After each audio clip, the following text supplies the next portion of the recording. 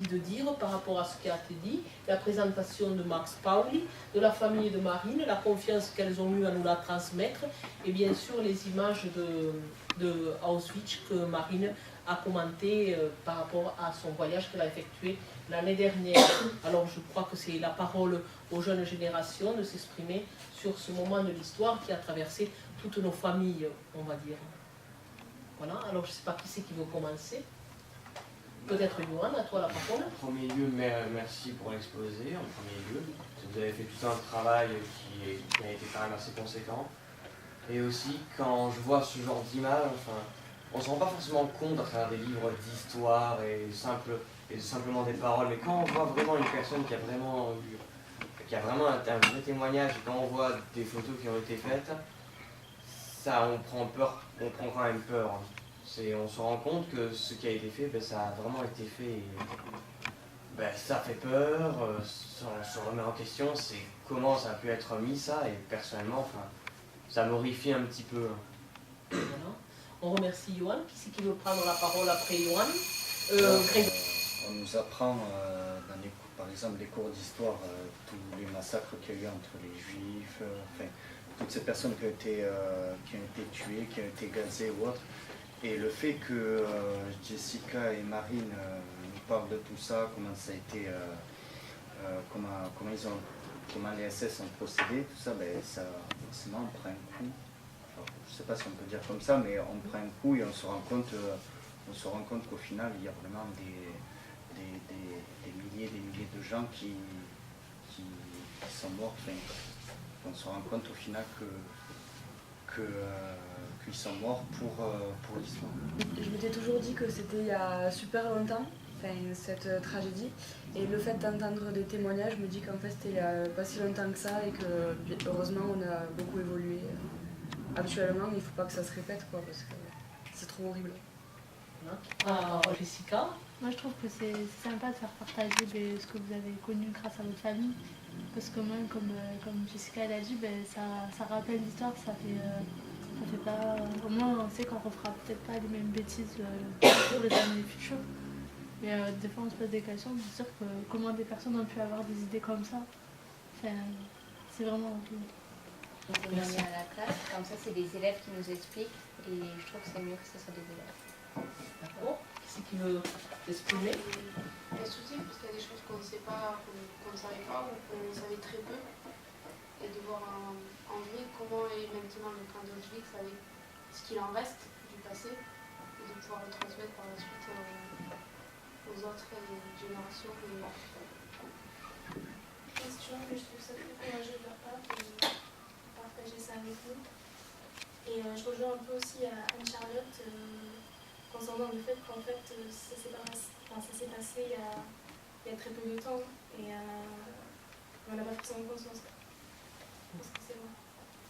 Merci Ajar. Qui c'est qui veut prendre la parole encore? Laurine? Moi je dirais que oui, comme Ajar l'a dit, c'est courageux de leur part de l'avoir dit, parce que par exemple Marine, elle, c'est sa famille qui a été touchée. Et d'un autre côté, Jessica, c'est sa famille une personne de sa famille qui a mené ces actes-là. Donc d'un côté, c'est bien aussi de voir que deux personnes comme ça peuvent communiquer et d'un côté aussi partager leur histoire. Et il y a une sorte de pardon qui est fait du coup au fur et à mesure. Donc c'est aussi important en fait aujourd'hui on se rend compte que finalement tout ça oui c'est du passé, ça reste dans l'histoire. Mais au final on avance et on reste pas sur ça et on essaie justement d'avoir une paix qu'on cherche justement depuis longtemps. Donc c'est important aussi. Alors moi je voulais vous remercier pour nous avoir partagé vos histoires personnelles et familiales. Et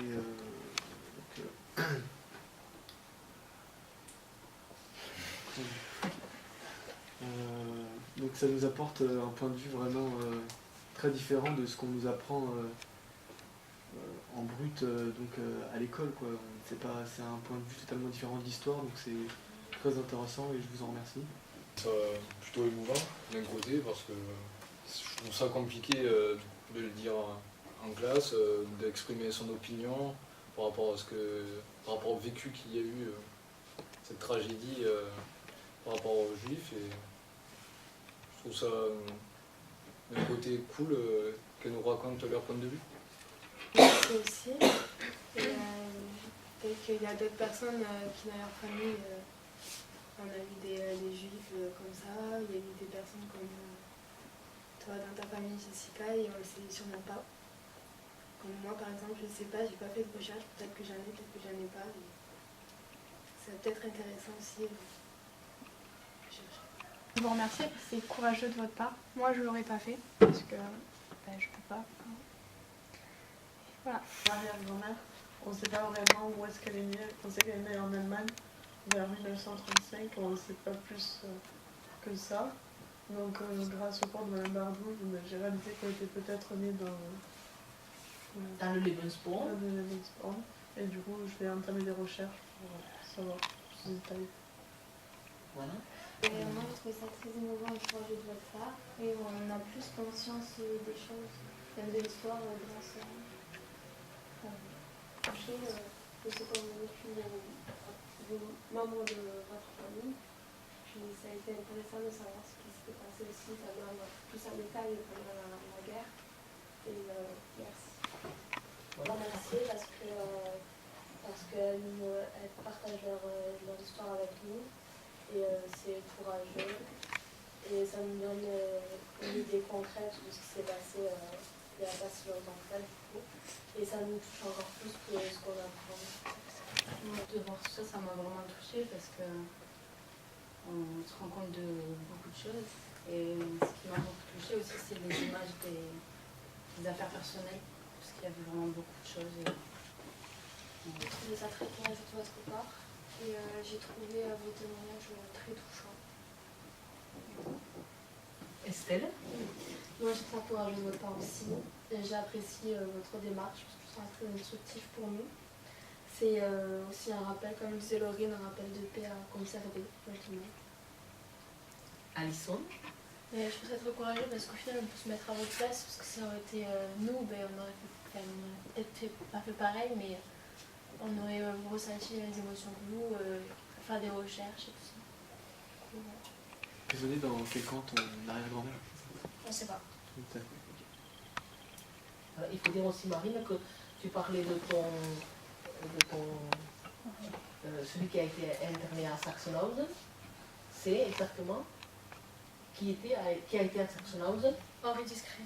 Henri Discret. Et Jessica, tu as été aussi un visiteur à Sachsenhausen l'année dernière, donc vous avez vu comment vous avez croisé vos histoires, non? Ça c'est quand même quelque chose d'important, non? Voilà. Et puis tu as expliqué aussi à Neuengamme, tu as parlé de quelqu'un qui a été interné à Neuengamme, et Jessica était donc, Max Pauli était commandant en chef du camp de Neuengamme, hein. Donc c'était le croisement quand même des victimes et des bourreaux dans ces deux camps-là, pour juste parler de leur histoire individuelle. Bon, tu as commencé aujourd'hui, on peut dire. Voilà. Et puis je crois qu'on va partager aussi quand même le chant des déportés, peut-être pour se rappeler ces moments-là.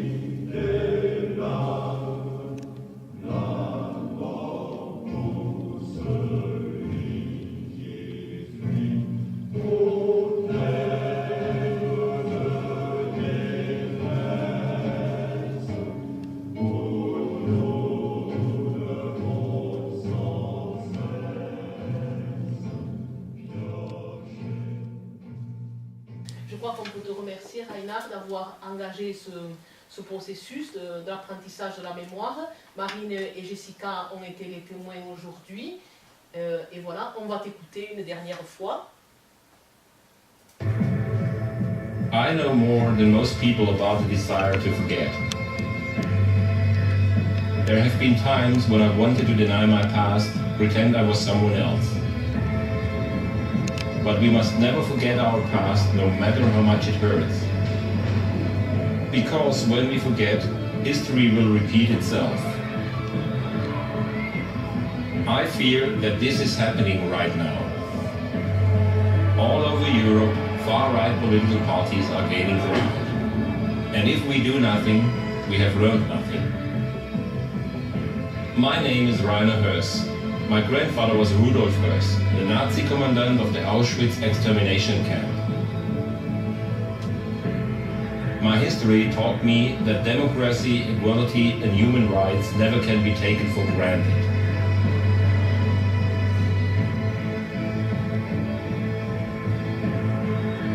Never forget to vote. Voilà. Donc je pense que ce que nous venons de voir reprend les propos de Laurine sur que nous voulons vivre dans un monde toujours plus humain et dans la démocratie. Voilà, donc peut-être vous pouvez le lire à deux.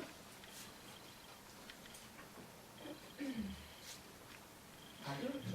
Se refouler les événements n'est pas et n'a jamais été une solution. J'espère que le jour où je ne serai plus en état de le faire, mes enfants et mes petits-enfants s'engageront à leur tour dans cette voie et poursuivront mon travail pour le bien de tous. Rainer Höss, novembre 2015. Voilà, avec le drapeau. Voilà. Donc je crois, on peut remercier tout le monde. Tout le monde.